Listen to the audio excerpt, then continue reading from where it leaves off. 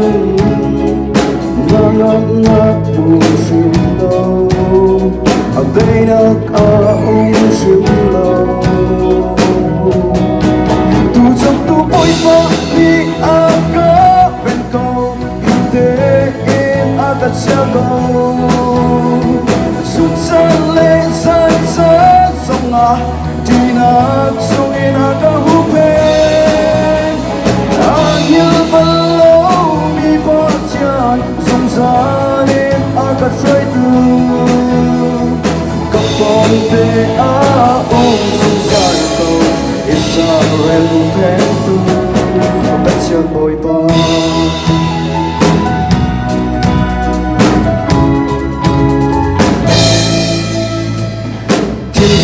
Kalau enong kita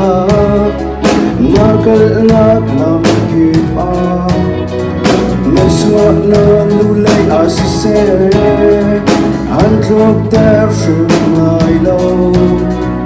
vanle po le sa boy bi nan le kay kansa atu in song saltia tu trong tu boy pa ni aga ben ko inte in aga chago su chale sai sai songa tina sung in aga hupe anil ballo mi botyan sung zarin aga try to kapong te a sung zarko Israel tentu botyan boy pa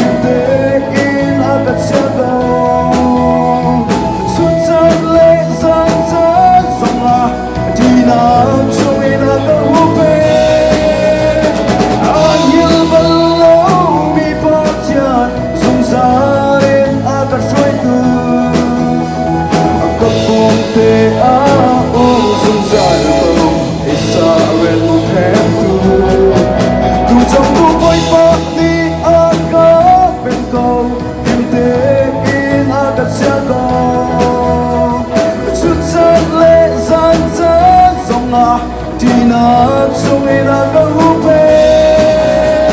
anil ballo mi botyan sung zarin aga try to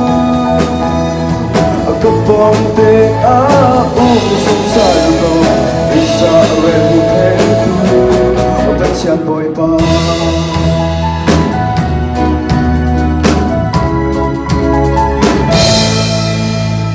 It is open Joko say